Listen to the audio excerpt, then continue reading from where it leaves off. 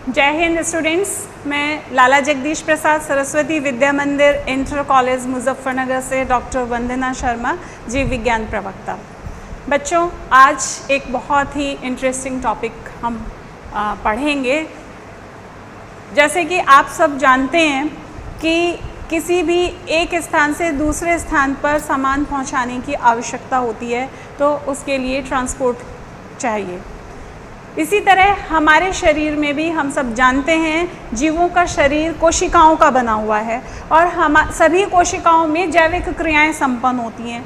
विभिन्न क्रियाओं के लिए विभिन्न पदार्थों की भी आवश्यकता होती है और ये पदार्थ शरीर के अलग अलग अंगों में निर्मित होते हैं, बनते हैं या किसी न किसी तरीके से वहाँ से हमें इन्हें कोशिकाओं में पहुँचाना होता है।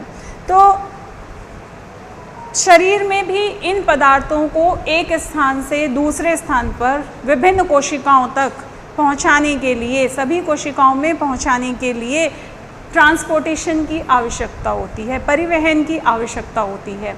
इसके लिए हमारे शरीर में एक विशेष सिस्टम होता है जिसे हम सर्कुलेटरी सिस्टम कहते हैं, क्योंकि ये जो ट्रांसपोर्ट का काम करता है वो एक विशेष टिश्यू जिसे हम फ्लूइड कनेक्टिव टिश्यू के नाम से जानते हैं। टिश्यू में आपने पढ़ा होगा, आपको याद आया होगा, फ्लूइड कनेक्टिव टिश्यू का नाम सुनते ही वो टिश्यू है ब्लड। ब्लड यानी रुधिर एक ऐसा ऊतक है जो शरीर के विभिन्न भागों में विभिन्न पदार्थों को ट्रांसपोर्ट करता है, सभी कोशिकाओं में विभिन्न पदार्थों को पहुंचाता है और विभिन्न कोशिकाओं से विभिन्न पदार्थों को गंतव्य स्थान तक पहुंचाता है। तो ब्लड हमारे शरीर में ट्रांसपोर्ट का कार्य कैसे करता है, किस तरह से इसके साथ दूसरे ऑर्गन्स इन्वॉल्व हैं, वो सब हम इस चैप्टर में पढ़ेंगे। क्लास 11th में एक इम्पॉर्टेंट लेसन है बॉडी फ्लूइड्स इन सर्कुलेशन, और जिसका इम्पॉर्टेंट टॉपिक हम पढ़ने जा रहे हैं blood circulation in man. Blood circulation कैसे होता है, ब्लड कैसे ट्रांसपोर्ट का कार्य करता है। ब्लड ठीक उसी तरह से काम करता है जैसे कि कोई भी व्हीकल, कोई भी ट्रांसपोर्ट का साधन, जैसे बस एक स्थान से दूसरे स्थान पर यात्रियों को पहुंचा रही है, उसी तरह रुधिर भी बस की तरह काम करता है और विभिन्न सब्सटेंसेस को, विभिन्न पदार्थों को जो हमारे शरीर में एक स्थान से दूसरे स्थान पर पहुंचाने हैं, उनको वो पहुंचाता है ठीक बस की तरह से। जिस तरह बस के चलने के लिए मार्ग, रोडवेज की ज़रूरत होती है, उसी तरीके से हमारे शरीर में भी रुधिर के मार्ग होते हैं, उनको हम रुधिर वाहिनियाँ कहते हैं। ये सड़क की तरह से काम करती हैं और इसके अंदर विशेष रूट पर ये ब्लड बस की तरह से विभिन्न पदार्थों को पहुंचाने का काम करता है। तो सबसे पहले ह्यूमन सर्कुलेटरी सिस्टम जिसकी हम बात कर रहे हैं, इसके विभिन्न भाग को हम पढ़ते हैं। इसके 3 मुख्य भाग होते हैं। सबसे पहले सबसे इम्पॉर्टेंट जो भाग है वो है blood. Second part blood vessels and next is special organ heart. ये तीनों मिलकर इस सर्कुलेशन में, ट्रांसपोर्टेशन में सहायता करते हैं। सबसे पहले ब्लड को बहुत संक्षेप में मैं थोड़ा सा बताऊंगी। जैसे हम इतना जानते ही हैं कि ये फ्लूइड कनेक्टिव टिश्यू है और ब्लड के जो मुख्य पार्ट होते हैं, 2 पार्ट में हम इन्हें डिवाइड करते हैं। फर्स्ट ब्लड कार्पसल्स और second is blood plasma. Blood corpuscles ये रुधिर का 40 से 45% भाग बनाती हैं, 40 to 45%, and plasma remaining 55 to 60% part. 40 से 45% भाग रुधिर का, ब्लड कार्पसल्स रुधिर कणिकाओं का बना हुआ होता है और लगभग 55 से 60% प्लाज्मा का बना होता है। ब्लड कार्पसल्स 3 मुख्य टाइप की होती हैं। सबसे पहले आरबीसी, जिनको एरिथ्रोसाइट्स भी कहते हैं। आरबीसी तो आप बहुत पहले से पढ़ते आ रहे हैं, अब एरिथ्रोसाइट्स इस नाम से भी आपको परिचित होना आवश्यक है। दूसरा डब्ल्यूबीसी, जिनको ल्यूकोसाइट्स भी कहते हैं। और तीसरा प्लेटलेट्स,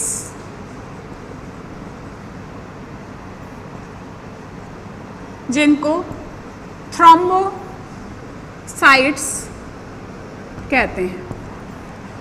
आरबीसी का इंपॉर्टेंट फंक्शन है exchange of gases,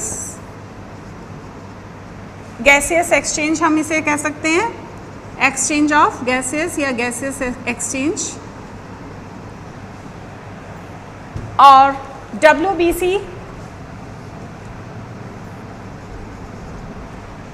provide immunity, immune system में इसका इम्पॉर्टेंट पार्ट है, ये हमें रोगाणुओं से लड़ने की शक्ति प्रदान करती हैं। और platelets helps in clotting, blood clotting, रुधिर का थक्का बनने में, चोट लगने पर थक्का बनना जरूरी है तभी रुधिर रुकता है, ये विशेष सहायता करती हैं। आरबीसी में एक रेस्पिरेटरी पिगमेंट होता है, वो भी हमें पता होना चाहिए, जिसे हीमोग्लोबिन कहते हैं। ये रुधिर को लाल रंग प्रदान करता है। इसी तरह डब्ल्यूबीसी जो है उसको फर्दर क्लासिफाई किया गया है 2 मेन टाइप्स में। ग्रेनुलोसाइट्स, जिनको कणिका युक्त ग्रेनुलोसाइट्स यानी कणिकामय, जिसमें कण ग्रेन्यूल्स पाए जाते हैं। और दूसरा ए ग्रेनुलोसाइट्स, कणिका विहीन। जो ग्रेनुलोसाइट्स हैं, these are further divided into 3 main parts: acidophils, basophils and neutrophils।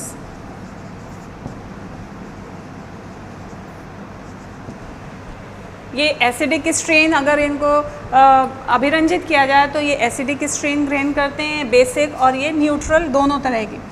A granulocytes 2 तरह के होते हैं, मोनोसाइट्स एंड लिम्फोसाइट्स। ये ब्लड के मैंने बहुत शॉर्ट में कंपोजिशन आपको बताई है। 2 मेन पार्ट्स हैं ब्लड के, ब्लड कार्पसल्स रुधिर कणिकाएँ और प्लाज्मा। रुधिर कणिकाएँ 3 तरह की होती हैं, एरिथ्रोसाइट्स, ल्यूकोसाइट्स, थ्रोम्बोसाइट्स। एरिथ्रोसाइट्स का मेन फंक्शन है गैसियस एक्सचेंज। डब्ल्यूबीसी का या ल्यूकोसाइट्स का मेन फंक्शन है टू प्रोवाइड इम्यूनिटी, प्रतिरक्षा प्रदान करना। इसको फर्दर डिवाइड किया गया है ग्रेन्युलोसाइट्स और ए ग्रेन्युलोसाइट्स, कणिकामय और कणिका विहीन। इनमें जो कण हैं वो यदि एसिडिक स्ट्रेन लेते हैं तो एसिडोफिल्स, बेसिक लेते हैं बेसोफिल्स, दोनों तो न्यूट्रोफिल्स। ए ग्रेनुलोसाइट्स में 2 प्रकार हैं, मोनोसाइट्स और लिम्फोसाइट्स। लिम्फोसाइट्स प्रतिरक्षा तंत्र की विशेष कोशिकाएं हैं।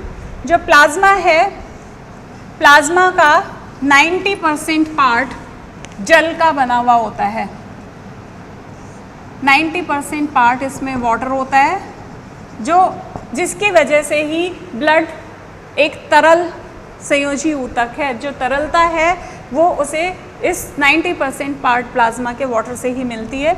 इसमें रिमेनिंग 10% जो है वो ब्लड में उपस्थित विभिन्न ट्रांसपोर्ट वाले सब्सटेंसेस जैसे hormone, enzymes, organic inorganic salts, कार्बनिक अकार्बनिक लवण, वो सब रिमेनिंग 10% प्लाज्मा में डिसॉल्व होते हैं। ब्लड के बाद हम बात करते हैं ब्लड कार्पसल्स की। ब्लड वेसल्स की। ब्लड वेसल्स मेनली जो इनके टाइप्स हम पढ़ेंगे, आर्टरीज,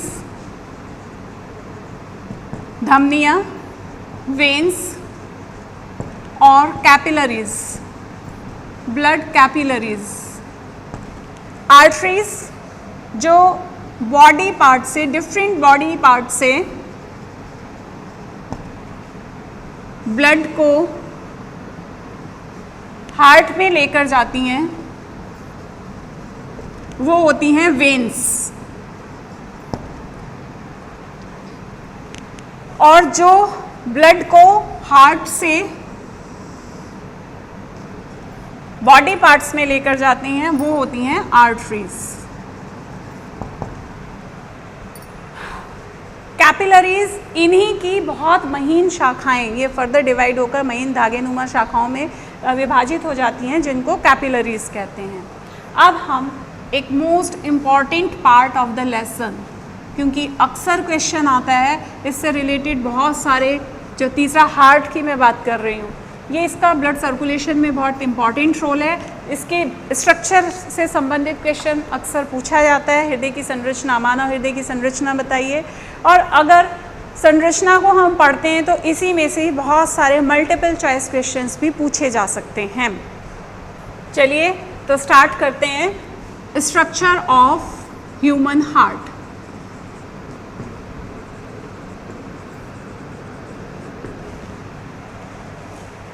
इससे पहले, इसकी बनावट पढ़ने से पहले हमें इसकी पोजीशन, हमारे शरीर में ये किस स्थान पर उपस्थित होता है ये पता होना चाहिए।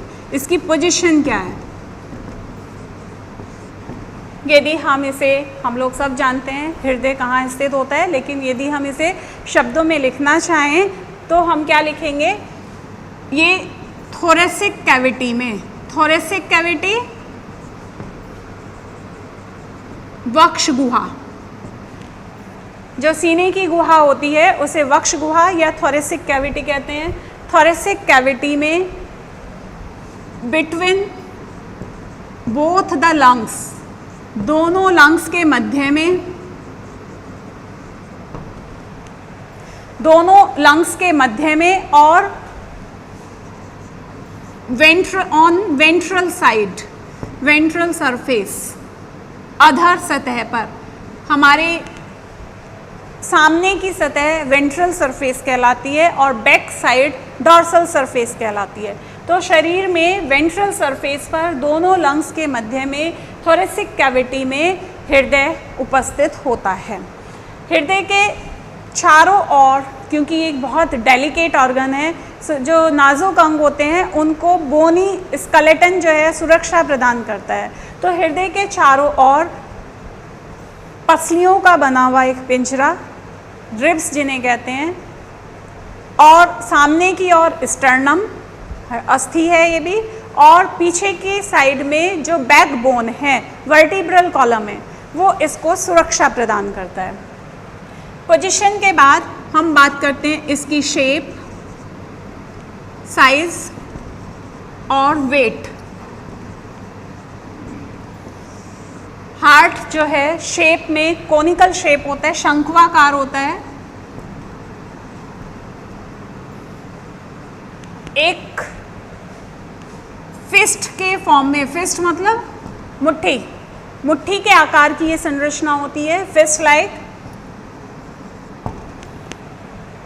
इसका जो वेट है इन मेल, पुरुष में लगभग 310 ग्राम, लगभग एक मैच्योर हार्ट, एक वयस्क व्यक्ति में, पुरुष में 310 ग्राम इसका वेट होता है, और इन फीमेल लगभग 255 ग्राम इसका वज़न होता है। यदि इसकी लेंथ की बात करें, साइज में लगभग 12 सेंटीमीटर इसकी लेंथ होती है, और हृदय का जो सबसे चौड़ा भाग होता है, विड्थ जो होती है उसकी, वो 9 सेंटीमीटर होती है। ये कुछ हमें याद करने होंगे इसके बारे में जानकारी, शेप, साइज, पोजीशन। इसके बाद हम बात करते हैं हृदय की संरचना की। यदि हम इसका स्ट्रक्चर पढ़ते हैं तो इसको 2 हेडिंग्स में हम पढ़ते हैं, इसके एक्सटर्नल स्ट्रक्चर और इंटरनल स्ट्रक्चर। जो एक्सटर्नल या बाह्य संरचना जिसे हम कहते हैं उसकी बात करेंगे, और इंटरनल स्ट्रक्चर। एक्सटर्नली अगर हम इस हार्ट के बनावट को देखते हैं तो इसमें बाहर की ओर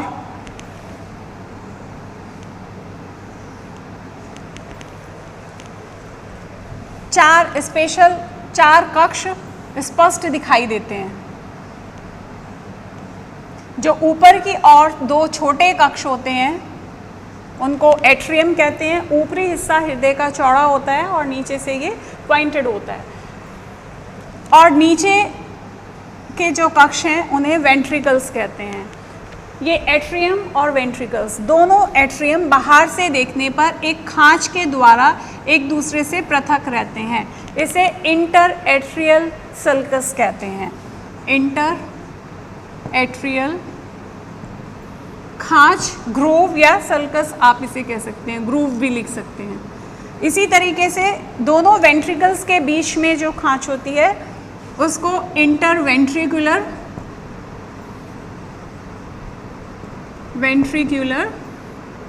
सल्कस या ग्रूव कहते हैं। ये खांच से ही ये बाहर से देखने में एक दूसरे से पृथक दिखाई देते हैं। अब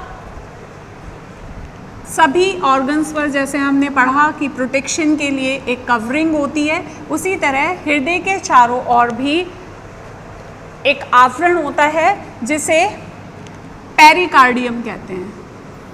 पेरिकार्डियम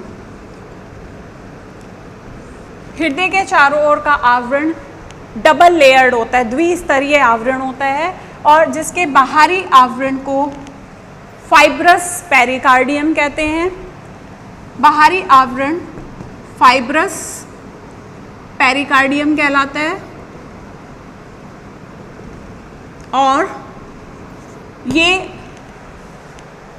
फाइब्रस कनेक्टिव टिश्यू का बना हुआ, रिजिड कनेक्टिव टिश्यू, दृढ़ टिश्यू का बना हुआ होता है, जिसके प्रभाव के कारण हृदय फैलता नहीं है। दूसरा जो इसके भीतर आवरण होता है वो सीरस पेरिकार्डियम कहलाता है। फाइब्रस पेरिकार्डियम के नीचे उपस्थित सीरस पेरिकार्डियम 2 में स्प्लिट हो जाता है, 2 भाग में। जो इसके ठीक नीचे फाइब्रस पेरिकार्डियम से अटैच होता है उसको पैराइटल पेरिकार्डियम कहते हैं। पैराइटल पेरिकार्डियम, और इसके बीच में थोड़े से गैप के पश्चात दूसरा जो स्तर होता है जो हार्ट से चिपका हुआ होता है उसको विसरल पेरिकार्डियम कहते हैं। विसरल पेरिकार्डियम, आप इसे यहाँ ऐसे समझ सकते हैं, यहाँ पर ये हार्ट की दीवार से चिपका हुआ जो आवरण होगा,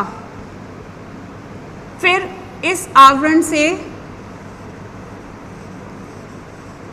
बीच में एक थोड़ी छोटी खाली जगह होगी, और इस खाली जगह को पेरिकार्डियल कैविटी कहते हैं। और ये जो अब दूसरा आवरण मैंने बनाया, ये दोनों ही सीरस पेरिकार्डियम है, लेकिन जो हार्ट के साइड में है वो पैराइटल पेरिकार्डियम है, और जो दूसरी साइड इसके बाहर की ओर जो लेयर है वो है फाइब्रस पेरिकार्डियम। ये वाली इस फाइब्रस पेरिकार्डियम से अटैच जो सीरस पेरिकार्डियम का भाग है उसे पैराइटल पेरिकार्डियम कहते हैं, और यहाँ पर बीच में गैप जो है उसे पेरिकार्डियल कैविटी कहते हैं। और इसके बाद जो आवरण आ रहा है विसरल पेरिकार्डियम का, सीरस पेरिकार्डियम का है, उसको विसरल पेरिकार्डियम, और उसके बाद ये हार्ट की वॉल आती है। जो बीच में ये पेरिकार्डियल कैविटी है, इसमें एक फ्लूइड भरा हुआ होता है जिसे पेरिकार्डियल फ्लूइड कहते हैं। ये फ्लूइड हार्ट को फ्रिक्शन से प्रोटेक्ट, बाहरी घर्षण से, बाहरी आघातों से सुरक्षा प्रदान करता है। इस प्रकार से पेरिकार्डियम यानी हृदय के आवरण की बनावट होती है। आइए अब बात करते हैं हृदय की आंतरिक संरचना, इंटरनल स्ट्रक्चर। इंटरनल स्ट्रक्चर, इसके लिए आप इसे यहाँ समझ सकते हैं।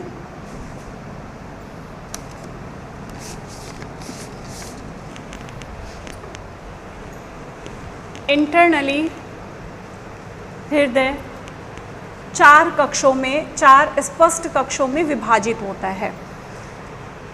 जो ऊपर के दोनों कक्ष जैसे बाहरी संरचना में दिखाई दे रहे थे, उसी तरह से यहाँ पर भी एक ये वाला भाग और ये वाला भाग एट्रियम कहलाते हैं।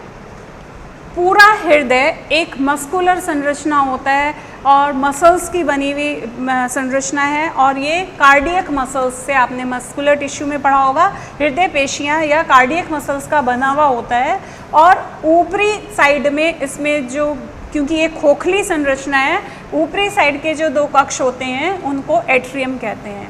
ये दाईं ओर उपस्थित जो कक्ष है उसको दायां अलिंद या राइट एट्रियम कहते हैं, ऑरिकल भी कह सकते हैं, और बाईं ओर उपस्थित कक्ष को बायां अलिंद या लेफ्ट एट्रियम या ऑरिकल कहते हैं। दोनों अलिंद के मध्य में एक पेशी की मस्कुलर मायोकार्डियम पेशीय संरचना होती है जो इन दोनों अलिंद को एक दूसरे से पृथक रखती है और इनके रुधिर को एक दूसरे में मिक्स नहीं होने देती हैं। दायां अलिंद बाएं अलिंद से पूरी तरह से पृथक होता है।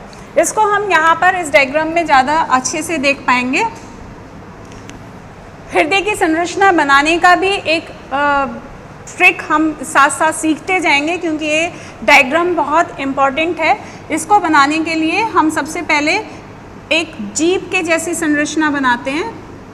थोड़ा हृदय क्योंकि बाईं ओर झुका हुआ होता है तो उसको हम ऐसे झुका हुआ बनाते हैं। ऊपर के साइड से इसमें दो हुक बनाए और इसके साथ वाली लाइन जो है, क्योंकि ये कंटिन्यूस होती है, इसमें कुछ ग्रूव्स होती है, खांचे होती है, इस तरह से हमने भीतरी लाइनिंग बनाई।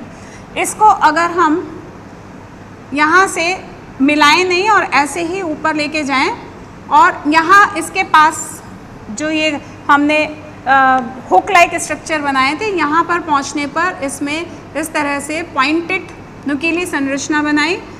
यहाँ पर आकर इसको वापस इस तरफ मोड़कर इसके ठीक सामने इसमें भी एक पॉइंटेड स्ट्रक्चर बनाया और इसको वापस एक इस तरह के हुक के रूप में हमने बनाया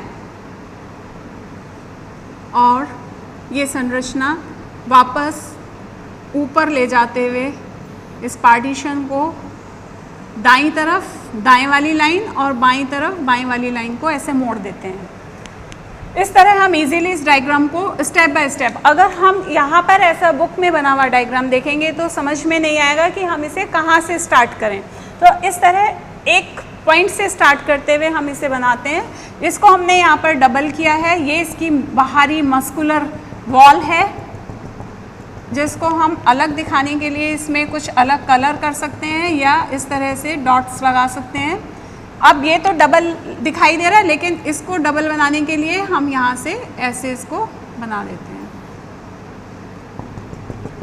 ये पूरा हृदय की संरचना है। तो अभी हम बात कर रहे थे कि ऊपरी ये दोनों भाग, अभी पूरा कंप्लीट स्ट्रक्चर नहीं हुआ और भी इसमें कुछ चीज़ें बनेंगी। ऊपरी जो ये दोनों भाग हैं, ये है राइट एट्रियम और ये है लेफ्ट एट्रियम। जब हृदय भ्रूणीय अवस्था में होता है तो ये दोनों चैम्बर्स पूरी तरह एक दूसरे से पृथक नहीं होते हैं। यहाँ पर एक छिद्र होता है और वो एक फ्लैप द्वारा यहाँ बंद हो सकता है। क्योंकि भ्रूण में लंग्स विकसित नहीं हुए, फेफड़े अभी विकसित नहीं हुए हैं, तो जो गैसियस एक्सचेंज लंग्स में होता है, रुधिर का जो CO2 और O2 का एक्सचेंज होता है वो वहाँ नहीं हो सकता। इसलिए यहाँ पर ये कार्य, ये जो दायां और बायां अलिंद जो कि प्योर ऑक्सीजनेटेड डीऑक्सीजनेटेड ब्लड को सेपरेट रखने का कार्य करता है, आगे हम पढ़ेंगे, वो भ्रूण में नहीं होता है। और इस छिद्र के द्वारा, इस छिद्र को कहते हैं फोरामेन ओवेलिस, और ये दाएं अलिंद का रुधिर बाएं अलिंद में मिक्स हो सकता है, लेकिन केवल भ्रूणीय अवस्था में। जैसे जैसे भ्रूण विकसित होता है और जन्म के समय तक ये छिद्र पूरा बंद हो जाता है और इसमें कंप्लीट पार्टीशन हो जाता है, लेकिन इस स्थान पर एक गड्ढा रह जाता है, एक गड्ढे जैसी संरचना रह जाती है, जिसको अब जब ये छिद्र था भ्रूण में फोरामेन ओवेलिस कहा था, अब इसको फोसा ओवेलिस कहते हैं।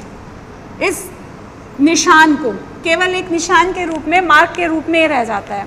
लेकिन बच्चों, कभी कभी आपने सुना होगा कि किसी बच्चे के दिल में छेद है, कहीं आपने ऐसी बात सुनी हो, तो वो दिल में छेद होने का मतलब क्या है? भ्रूणीय अवस्था में तो सब में दिल में यहाँ पर इस जगह छेद होता है कि दाएं और बायां अलिंद का रुधिर मिक्स हो जाता है, लेकिन जब डेवलपमेंट होता है तो ये बंद हो जाता है। कभी कभी ये छिद्र थोड़ा सा खुला रह जाता है, ये पूरी तरह से बंद नहीं होता, उसे ही एक ये एबनॉर्मेलिटी है जिसे दिल में छेद कहा जाता है। ये राइट और लेफ्ट एट्रियम एक दूसरे से पृथक रहते हैं, उस वॉल को कहते हैं इंटर ऑरिक्यूलर सेप्टम या आंतर अलिंद पट, इंटर ऑरिक्यूलर सेप्टम। इसी तरह दोनों निलय भी एक दूसरे से, ये राइट वेंट्रिकल है और ये लेफ्ट वेंट्रिकल है, दोनों निलय भी एक दूसरे से मस्कुलर वॉल से सेपरेट रहते हैं, इसको कहते हैं इंटर वेंट्रिकुलर सेप्टम। इस प्रकार से हृदय का दायां भाग पूरी तरह से इन दोनों सेप्टम के द्वारा बाएं भाग से पृथक रहता है। दाएं भाग का रुधिर बाएं भाग में मिक्स नहीं हो सकता है। जो दायां अलिंद है वो एक छिद्र के द्वारा दाएं निलय में खुलता है। इस छिद्र को इस छिद्र को ऑरिक्यूलो वेंट्रिकुलर अपर्चर कहते हैं। ऑरिक्यूलो वेंट्रिकुलर अपर्चर मीन्स छिद्र, और ऑरिकल एट्रियम से बना है। आप हिंदी में से अलिंद निलय छिद्र भी कह सकते हैं। अलिंद और निलय के मध्य में उपस्थित छिद्र अलिंद निलय छिद्र। इसी तरह बाईं ओर भी ये अलिंद निलय छिद्र बाएं अलिंद को निलय से कनेक्ट करता है। इन दोनों ही छिद्रों पर स्पेसिफिक वाल्व्स होती हैं। हृदय में कुछ वाल्व्स होती हैं जिनका फंक्शन ये है कि वो रुधिर का वन वे फ्लो रखती हैं। रुधिर अलिंद से निलय में आ सकता है उस वाल्व के प्रभाव से, लेकिन निलय से वापस अलिंद में नहीं जा सकता है।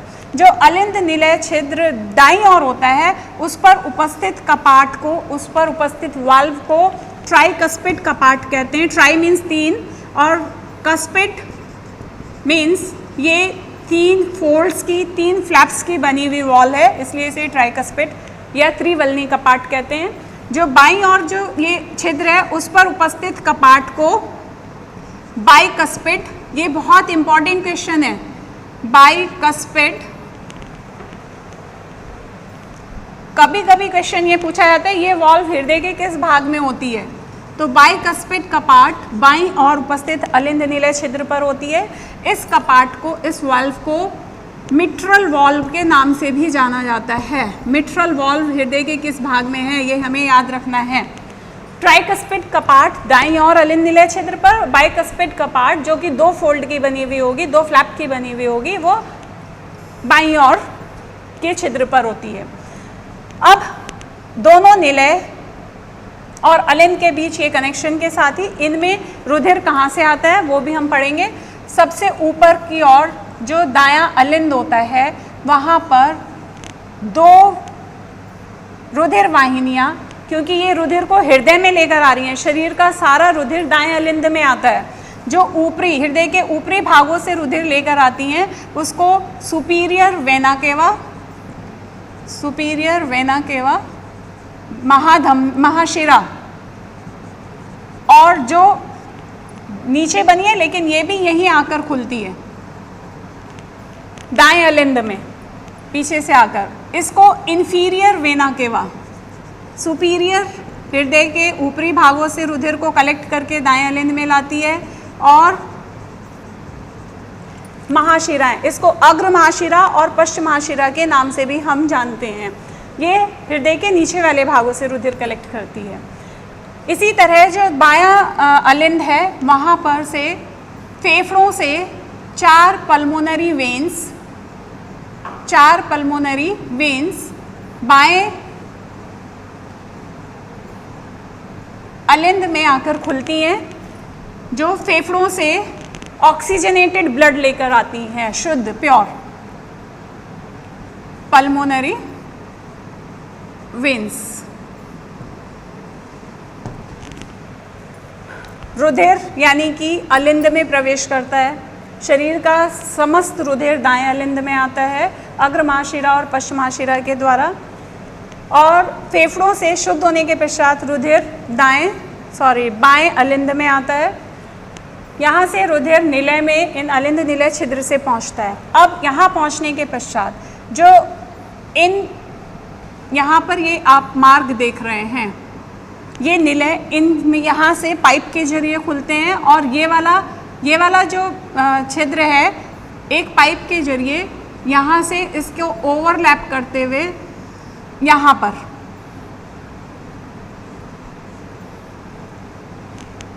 ये वाला पाइप एक छिद्र के जरिए हृदय में उपस्थित ये छिद्र इस पाइप के जरिए रुधिर को बाहर निकालता है, यानी रुधिर से निलय से रुधिर बाहर जाएगा। और ये वाला इस साइड पे ये एक दूसरे को क्रॉस करते हुए यहाँ से ये पाइप रुधिर को बाहर लेकर जाएगा। जो यहाँ से बायां निलय जिसे हम कह रहे हैं, बायां निलय से इस छिद्र से होकर रुधिर इस पाइप में पहुँचा, इसको सिस्टेमिक एओर्टा कहते हैं। सिस्टेमिक एओर्टा या महाधमनी, दैहिक महाधमनी, ये शरीर के समस्त भागों को रुधिर की सप्लाई करती है। जो दाएं अलिंद से रुधिर जाता है फेफड़ों में, इसलिए इस छिद्र से होते हुए ये इसके जरिए फेफड़ों में रुधिर पहुंचाता है। इसको कहते हैं पल्मोनरी आर्टरीज या फुफ्फुसीय धमनी, पल्मोनरी एओर्टा।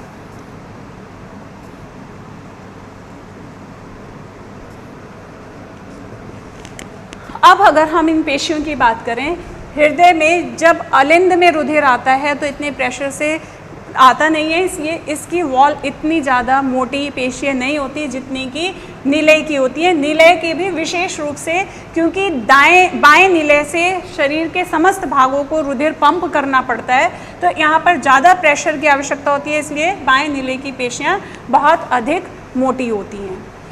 जब रुधिर निलय से निकलता है इन धमनियों के जरिए, तो यहाँ पर भी विशेष वॉल्व होते हैं जो कि हाफ मून की शेप में होने के कारण सेमी ल्यूनर यानी कि अर्धचंद्राकार वॉल्व कहलाती हैं।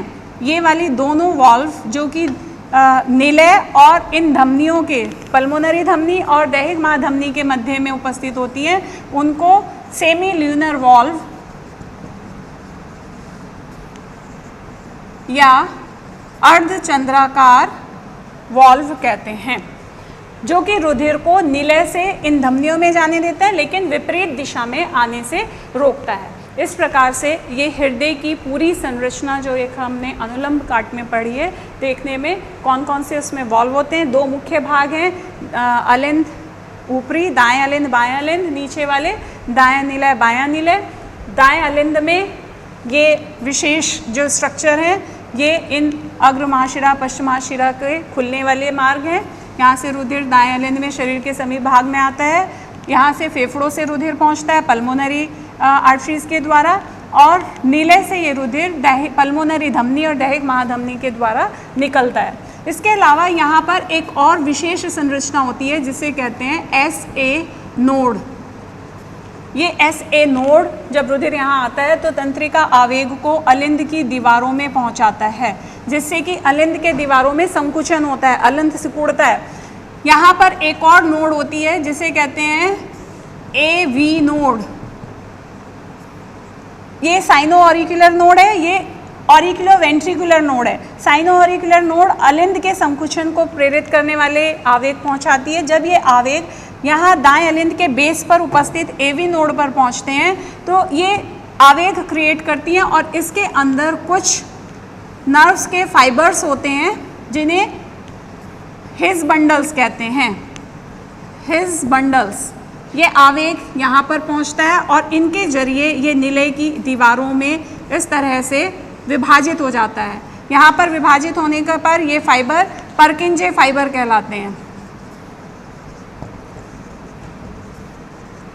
तंत्रिका आवेग जब हिस बंडल से पहुंचता हुआ नीले की दीवारों में परकिंजे फाइबर्स में पहुंचता है तो नीले की दीवारों में संकुचन होता है। इस प्रकार अलिंद और नीले के दीवारों के संकुचन और उनके सिकुड़ने और फैलने से हृदय की धड़कन बनती है। ये कैसे कार्य करते हैं ये हम नेक्स्ट वीडियो में पढ़ेंगे। Thank you.